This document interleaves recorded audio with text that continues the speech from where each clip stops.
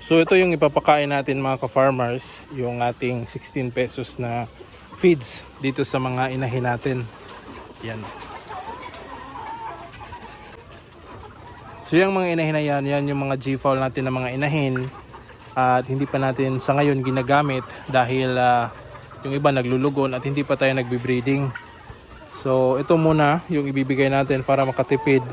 So yung mixture natin yung 8 pesos na feeds, tapos kanin lamig, hindi, bagong sinaing na kanin mga ka-farmers, at saka yung nag-mix ako ng Layix, yung layer crumble konti para sa mga babae ng ito. So ngayon ipapakain muna natin dito mga ka-farmers yung patuka na ito. Alright, so yan na mga ka-farmers, nabigay na natin yung yan o. Yung isa pa di pa nakakita ayaw niya yata. So kahapon same lang din yung binibigay natin sa kanila na patuka. So ito pala yung mga asil natin. Ito hindi ko pa na testing i-breed ng gray. So ito ay binigay lang sa atin mga ka-farmers. Nasa mga 2 to 3 months yata yung binigay sa atin ito. So ang kagandahan dyan mga ka-farmers, yung ama nito is 3 times winner. So binigyan tayo while nagkumpuni tayo ng incubator. Ito namang dalawa binigay din sa atin ng kaibigan natin. Ito ay crosses ng ARL sweater nakakross sa DBH roundhead. So magkapatid yung dalawa na yan.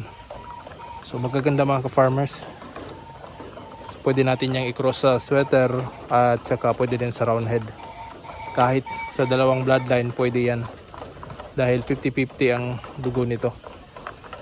So itong iba naman dito sa ilalim, ayan, mga matatanda na yan. Ito tsaka yung dalawang puti. Kaya hindi ko na nabibreed yung puti natin mga ka-farmers dahil yung puti ay matanda na. Ito yung anak pala nito ay nanalo nung nakaraang linggo. Walang konti lang yung sugat mga ka-farmers, walang buntot, yung tawag is tukong. So pwede pa yung i-breed dahil nangingitlog pa lang naman yan.